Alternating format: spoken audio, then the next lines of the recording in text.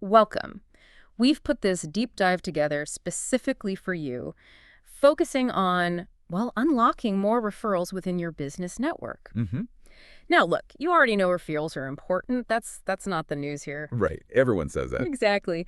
Our goal today is really to get past the basics, give you some practical strategies you can actually use, like, right away. Yeah, knowing they're good is one thing, but understanding how to sort of cultivate them, that's where you start getting real traction. Speaking of traction, just a couple of quick thoughts before we really dive in. We've been hearing quite a bit about Connective lately, lots of conversations. Yeah. And it's kind of funny, Byron, the founder, he mentioned someone asked him, why use folks like us for these chats instead of maybe people based in Australia? Oh, interesting. Yeah, and his answer was pretty straightforward. It's a pro bono thing, and honestly, the more we explore Connective, the more we genuinely appreciate its value. That makes sense. That kind of organic enthusiasm, it really says something about the network itself, doesn't it? It absolutely does. And that leads us straight into what we want to tackle today.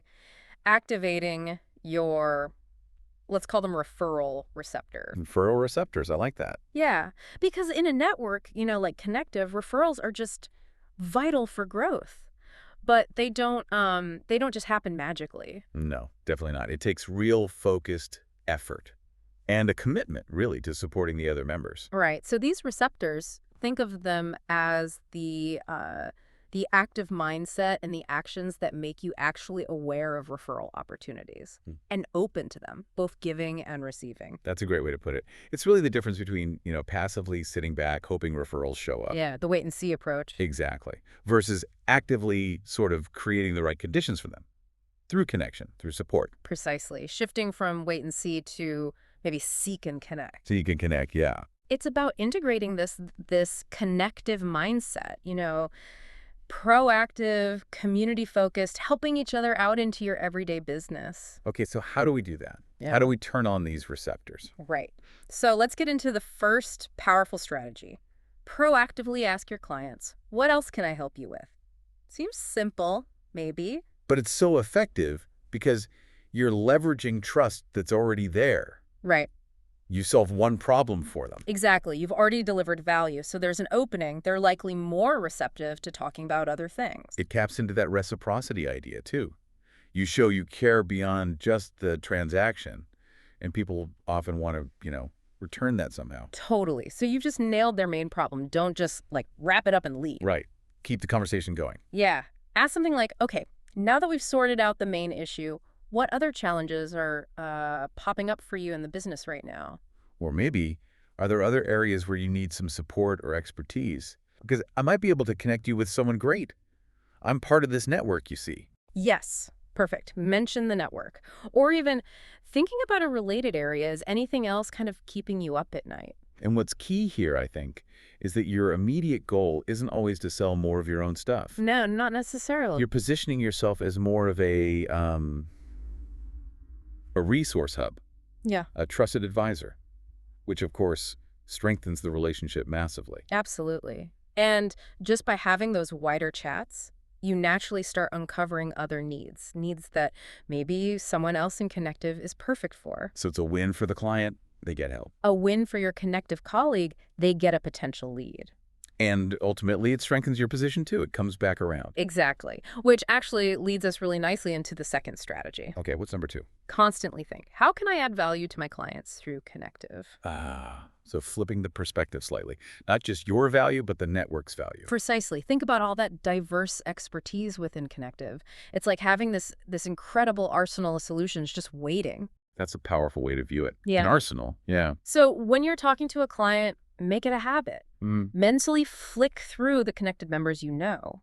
Think about their skills. Okay, so give me an example. Right. Say a client mentions they're worried about cybersecurity, ransomware attack fears, maybe. Okay. Boom. Your mind to jump to that IT security specialist you met at the last Connective meeting. Gotcha. Or if they say, our branding feels a bit stale. You think of the graphic designer in the group. Or maybe they're worried about retirement planning. And you know a great financial advisor through Connective. Right. Oh. You're shifting. You're not just the person who does X. You become this problem solver, this connector. And that kind of value. That builds really strong, loyal relationships. And naturally, it makes referrals flow much more easily, both ways. Okay, so we've talked about asking clients more and thinking connective first. What's the third piece? This one's about leverage, Yep, really. It's yep. get everyone else in your business on board. Good one.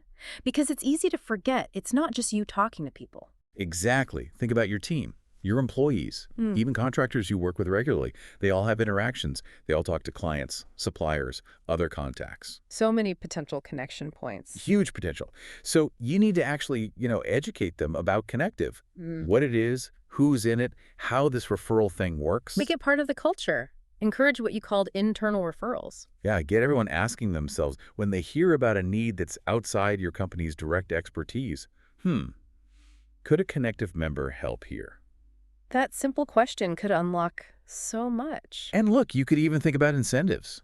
Maybe a small bonus or recognition for team members who bring forward really good quality referral opportunities that pan out. Why not? Make it tangible. Imagine the growth if it's not just you looking, but your entire organization is actively scanning for these connection opportunities. It's exponential. It really transforms it when you consciously activate these referral receptors, not just you, but the whole team referrals stop being like this random luck thing. Right. They become a much more consistent, purposeful result of how you operate within the network. Okay, so let's just quickly recap those key takeaways then. Sure. So first, proactively engage your clients.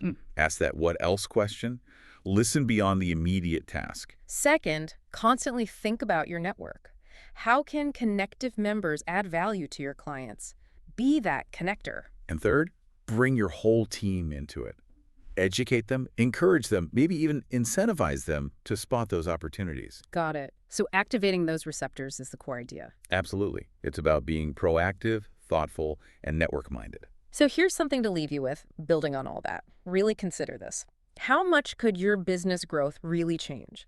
How much stronger could your whole professional network become if you consistently applied these strategies?